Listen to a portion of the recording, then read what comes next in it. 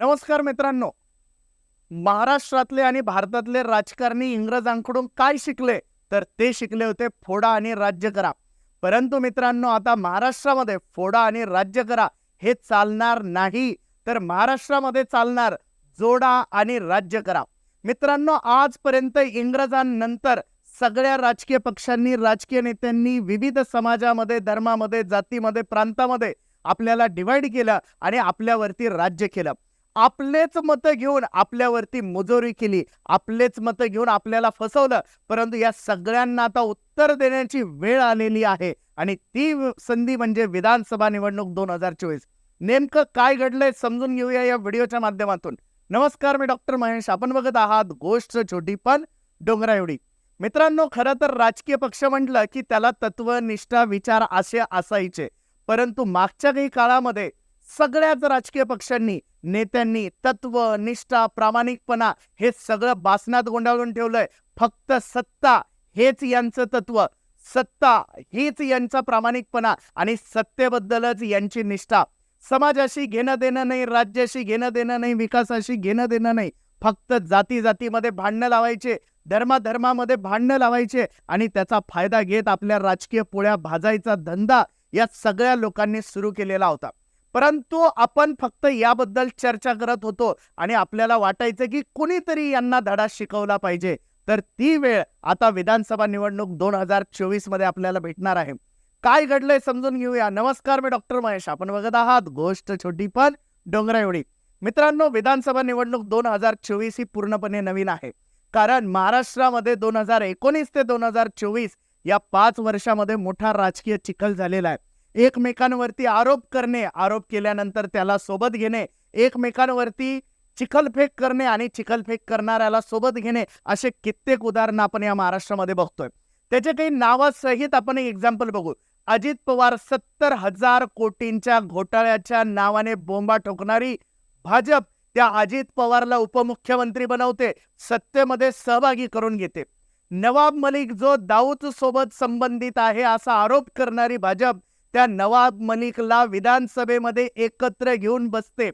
ज्या संजय गायकवाडांवरती बलात्काराचे आणि हत्येचे गुन्हे दाखल करायला भाजपने अख्खा महाराष्ट्रामध्ये रान पेटवलेलं होतं, तोच संजय गायकवाड या फडणवीसांसोबत मंत्री म्हणून सोबत बसतो. हे आम्ही बोलत नाही, हे यांनी केलेलं पाप आहे.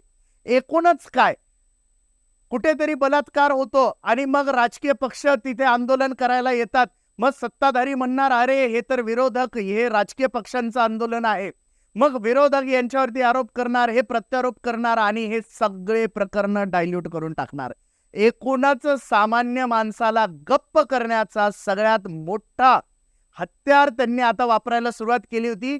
एकमेकांना इतक्या गलिच्छ शिव्या द्या की सामान्य माणूस गप घरी गेला पाहिजे. परत यांनी कुठल्याही राजकीय पक्षाबद्दल बोललं नाही पाहिजे.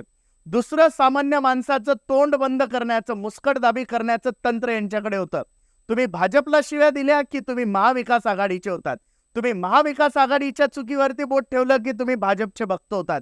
मग एखादा सामान्य सुशिक्षित तरुण जर यांच्या नालायकपणाबद्दल जर बोलायला लागला तर त्याला कुठल्या तरी भक्ताचं, चमच्याचं, कार्यकर्त्याचं, झेंड्याचं लेबल लावायचं आणि त्याला शांत करून ठेवायचा. हा नालायक धंदा या सगळ्या लोकांनी आणि यांच्या कार्यकर्त्यांनी सुरू केलेला होता. म्हणजे महाराष्ट्रामध्ये बोलण्याचं सुद्धा स्वातंत्र्य या लोकांनी ठेवलेलं नव्हतं. 2019 पासून तत्वनिष्ठा सगळं बाजूला ठेवत सत्तेसाठी कोणता पक्ष, कोणता आमदार, कोणता नेता कोणासोबत जाईल याचा भरोसा आता महाराष्ट्रातील जनतेला राहिलेला नव्हता. वेगवेगळ्या माध्यमांमधून, कवितेमधून, भाषणांमधून यांच्या राजकारणाची खिल्ली उडवल्या गेली, तरी सुद्धा निर्लज्जपणे हे राजकीय नेते आपल्या समोर येत होते. आणि आता मात्र या सगळ्यांना धडा शिकवायची वेळ आली. हे आपल्यावरती राज्य करत होते कारण आपण विखुरलेलो होतो. हे राज्य करतात कारण आपण तुटलेलो आहोत. हे राज्य करतात आपण जाती जातीमध्ये विभागलेलो असल्यामुळं. हे राज्य करतात आपण धर्माधर्मांमध्ये विभागलेलो असल्यामुळे. परंतु आता या सगळ्या गोष्टींना उत्तर द्यायची वेळ आली. कारण मनोज जरांगे पाटील यांनी आता काही सामाजिक समीकरणं मांडण्याचा प्रयत्न या महाराष्ट्रात केलाय. येणाऱ्या काळामध्ये मनोज जरांगे पाटील किंवा त्यांच्यासोबतचे लोक काय करतील हा नंतरचा विषय आहे. परंतु इतके दिवस, इतके वर्ष या लोकांना शिव्या देत आपण यांच्यावरती विश्वास ठेवलेला आहे. कित्येक राजकीय पक्षांना आपण शिव्या देतो, परंतु नाइलाजाने मतदानाच्या दिवशी कोणाला ना कोणाला आपल्याला मतदान हे करावंच लागतं. मग जर आपण एक वेळ मतदान या सामाजिक समीकरणाला जर दिलं, एक वेळ मतदान आपण फोडा आणि राज्य करा करण्याऐवजी जोडा आणि राज्य करा याला जर दिलं, तर महाराष्ट्रामध्ये परिवर्तन घडल्याशिवाय राहणार नाही. महाराष्ट्रामध्ये वेगळ्या सामाजिक समीकरणांची लाट येत आहे. महाराष्ट्रामध्ये परिवर्तनाची लाट येत आहे आणि या परिवर्तनाचं शिलेदार होण्याचं सौभाग्य आता महाराष्ट्रातल्या सध्याच्या मतदार बंधू आणि भगिनींना मिळणार आहे. आपण मतदान करताना काय बघायला पाहिजे? कोणत्या राजकीय पक्षाकडे निष्ठा आहे का हे एकदा बघा आणि वाटत असेल तर मतदान करा. वारंवार राष्ट्रहित, हिंदुत्व, बटेंगे तो कटेंगे असल्या घोषणा देऊन देऊन आपल्याला धर्माच्या नावावर, जातीच्या नावावर एकत्र करतात. आणि एकत्र केल्यानंतर काय?